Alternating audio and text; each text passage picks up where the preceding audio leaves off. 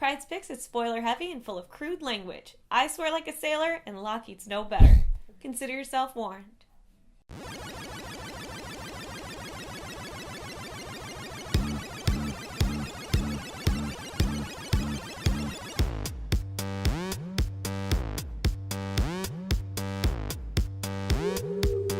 Hey everyone, it's November 13th, and I'm here with this week's Pryde's Picks. Let's start with All New X-Men issue 18. It's got my girl Kitty on the cover, and she's mourning over costumes. It's very riveting. Okay, while we were gone, the Battle of the Atom story arc finished, and basically nothing changed. The old New X-Men are still in our present time. They've still fucked up the space-time continuum and have, like, the ultimate universe, like, all out of whack. And Kitty, at the end of it, decides that she is mad at Wolverine and everyone for not listening to her about taking the old New X-Men and kicking them back safely home. So she is pissed off, and she joins the bad guys. Cyclops and Magneto, they're not that bad. And basically, I mean, they got her out of that bullet and back on Earth, so she is kind of their pal anyway. She joins the bad guys, and this issue is her trying to acclimate, her and the old New X-Men trying to acclimate to the new setting. And Kitty and Magic have a really great moment together where they reminisce about their Magic's brother Colossus, and then Kitty, like, tries to go in for a hug, and and then Magic tries to go in for a hug, and Kitty's surprised and kind of phases through her. Magic ends up face first in some snow. It was really adorable. The old New X-Men, they get a new costume look, which means more cosplaying for you out there. In the end, not much happened, but it was good to see what was going on and how they're fitting into the new setting. But the Battle of the Atom really irritated me because I felt like it was a story arc that did absolutely nothing. By the end of it, all it did was move Kitty from Wolverine's team to Cyclops' team. That's it. The X-Men are still in the wrong timeline. The future X-Men that showed up to fuck everything up and take the old New X-Men back, they're still MIA, so nothing's changed. So the Battle of the Atom was a waste of our fucking time and money, and issue 18 was, it's a read it on the shelf. Don't pay for it. New costumes are kind of cute. I thought about cosplaying as them, but whatever. Let's move on to Marvel Knights, X-Men issue 1. Now this is a 1 of 5. It's a quick little story arc. And I'm not quite sure why they released it at this point, because it's got Kitty with Rogue and Wolverine out in the middle of Nowheresville trying to find a few mutants that are, like, stray. And apparently new mutants don't pop up in, like, the same area. It's very unlikely to have, like, a bunch in the same area. So Cerebro found, like, 3. And they're like, that's a little weird, and somebody is killing mutants in this area. So they go out to investigate. It does feel a little bit kind of like a little horror-ish, mystery-ish kind of setting. You don't know who's killing these people, and they end up out in the middle of the sticks, and rednecks creep me the fuck out. So it was kind of creepy, and I like that. In the end, I don't know if Wolverine's hallucinating or if who he sees is really who he sees, but he comes across an old friend / nemesis. It's not awesome, but I'm an X-Men fan, so I'll buy it. But I'm going to tell you guys to steal it from a friend. Let's move on to Superior Spider-Man issue 21. Here's the thing with Superior Spider-Man. While I was gone, I was still reading it. And I have to say, I am so bored with Superior Spider-Man. I am so bored with Doc Ock. If he says the word superior one more fucking time, I'm going to open a book and shit on it right in front of the camera because I'm so over this. He is falling in love with little Munchkin Anna, and I'm sure that's not politically correct, but deal with it. And his ex-girlfriend shows up in a virtual reality form called Stunner and comes after Spider-Man thinking it's Peter Parker and wants to kick his ass because she thinks he killed her beloved. Doc Ock's like, no beloved. He shows up, he ends up using the virtual reality to prove that he's who he is, and she's like, oh, I love you, and he's like, I found someone new. The end. I'm going to shit on it. I am so over Superior Spider-Man. I'm going to shit on it right there, and they keep bringing it up, and I'm going to shit on it in front of you guys. Let's wrap up Marvel this week with Cataclysm, Ultimate Spider-Man. Now, as I said before, everything going on in 616 is fucking up the Ultimate Universe too. And so Galactus has showed up, but you don't really see any of that despite the awesome cover of Galactus on it. You see the Avengers talking to S.H.I.E.L.D. and they're all moping about, and then Spider-Woman's complaining how she took down this one conglomerate, and she wonders if she's getting kicked out of the Avengers. And they're like, oh, you've seen new Spider-Man, what's he like? And she says, amazing. Those are her words, amazing. So I don't know if that's their, like, subtle hint as to, like, melding the two universes or what.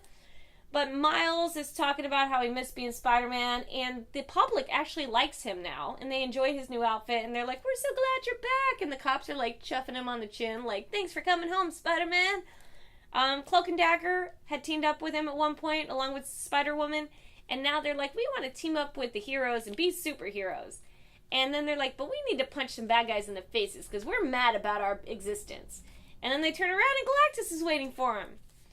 This book was the first of, I don't know how many, but I didn't love it. It was, Bendis' witty humor was kind of cute, but the rest of it was kind of shitty. So I would say, read it on the shelf and buy something good. Let's skip out of Marvel, move into DC with Batman issue 25. And now picking this book up, the first thing you are going to notice is the very sexy cover. I don't know how Batman can take a black cover and make it so sexy, but I was like drooling when I saw it. It's like this murdered out, like, dark black with shiny black, and I don't know. Everything about it was sexy. I like it. I guess if they did it all the time, it wouldn't be so hot. But, basically, 0 Year Batman is back, and he's trying to get back into the rhythm of things. Him and Alfred are, like, teaming up. Then Gordon shows up, and Batman kind of, like, I don't know what to say. Batman kind of treats Gordon like a schmuck. And I don't think that's really fair. I'm not quite sure about what past is going on here. But Bruce Wayne later goes to Lucius Fox to get some answers of some questions about a scientist that has kind of gone rogue. And things get a little hairy at the end, and a new villain pops up we haven't seen before. And I have to say, he's fucking creepy as hell. I've never seen this villain before. And, God, I don't know. I could have nightmares about this face. It looks like his face is made of pure bone. And everything about him is little fucked up teeth. It's like a dentist's nightmare. But I don't know. He's creepy as hell. And I think Batman has such epic villains that it's good to see a new face and possibly like a new really creepy sketched out face that might change things a bit. I'm going to say there's some betrayal in here. Buy it now. We're going to wrap up DC with Forever Evil Arkham War issue 2. Now, in September, it was Villains Month, and the villains ruled over everything, and then these new guys showed up that are kind of from an alternate universe, and they're super bad guys, and they're shaking shit up. Well, in Forever Evil right now, Batman's main villains, Bane, Penguin, Scarecrow, Mr. Freeze, they've all been given, like, portions of Gotham to rule. Except they're all greedy little fuckers, and they don't just want their portion, they want to take their portion, maybe take over this guy's portion, maybe get a little on this guy. So there's like this war going on amongst all Batman's main villains. And that is really cool. I like seeing them try to undermine each other, outsmart each other, kill each other's little minions all the time. What I don't get is why people would follow these guys. Like, they have these minions, these guys that are willing to die for them for no reason, and that doesn't make sense to me. I don't know how you can be in prison and or Arkham Asylum for years and somehow build up an army without anybody noticing, but they all seem to have one, and they're all at each other's throats. I do like seeing Batman's villains fight each other. I don't quite know where this is going, and I really do want to get back into the Forever Evil, just the bad guys from the other reality, which are actually good guys coming back. I want to know more about the society, and less about these little minions that are getting killed, because I could really give a shit. Arkham War was not life-changing. I would say, I don't know, read it on the shelf and or piss on it for funsies while it's on the shelf. Let's start it off with Rocket Girl issue 1. Now, looking at the cover, you think this is going to be some sort of space travel with this awesome, maybe cool chick who's, like, really independent. Rocket Girl is a 15-year-old cop from the future. She travels to the past, which is present-day 2013, to stop this conglomerate from becoming basically a Skynet. And she's here to stop the people that start this company. She shows up in our time, and she just decides to, like, go halt. stop what you're doing. I see an infraction. Then she, like, fucks off and gets in the middle of, like, the police trying to stop this killer.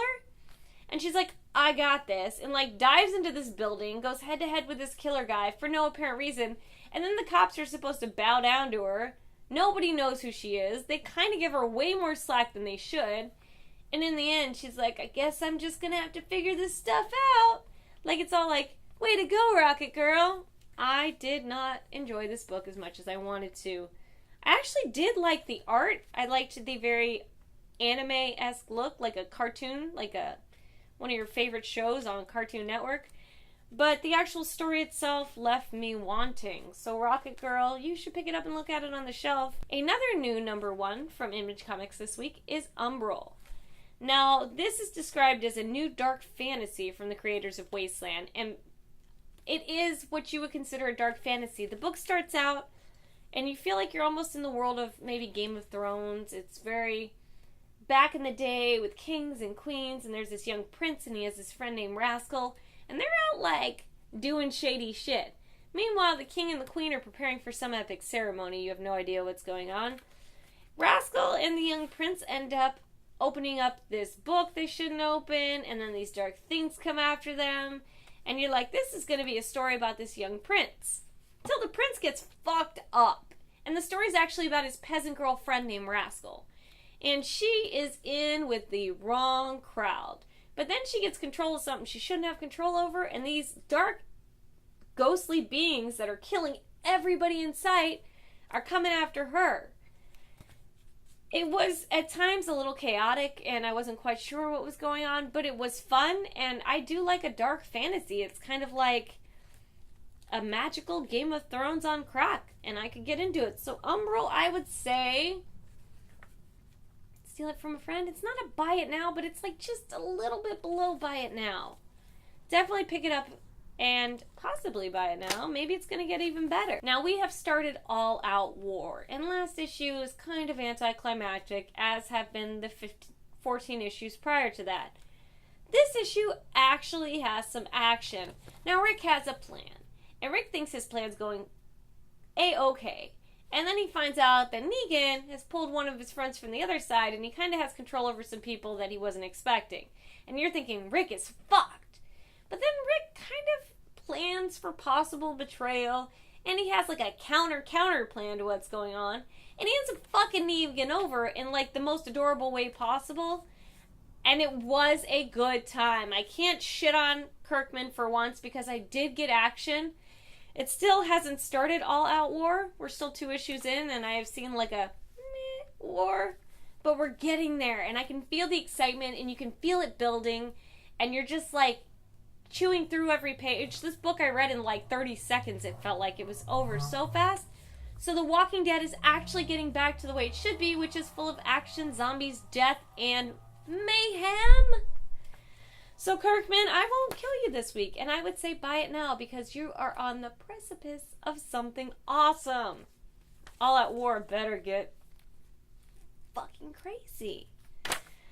Alright guys, I am going to apologize once again for being AFK for way too long. Last weekend I was in Orlando at a Power Ranger convention called Rangerstop.com. I will probably be posting a quick little video here or on my Facebook to show you a little bit about Ranger Stop. But it was a Power Ranger centric convention, and I was asked to show up and help with the raffles, and I got to host the cosplay contest. It's the first time I've ever done anything like that. I was terrified and anxious, but in the end it was such a good time, and going to a small, intimate, new convention in your local neighborhood is kind of awesome because you get like this experience that you won't get at a large convention like MegaCon or Comic-Con.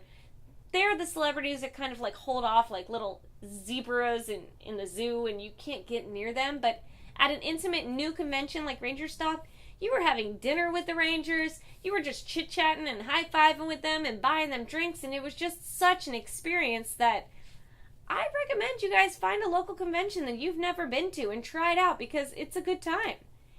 And with that, I promise I'm going to be back next week and the week after that, and through the holidays, I will be here for you guys, reviewing the comics that you love, and the ones I like to shit on.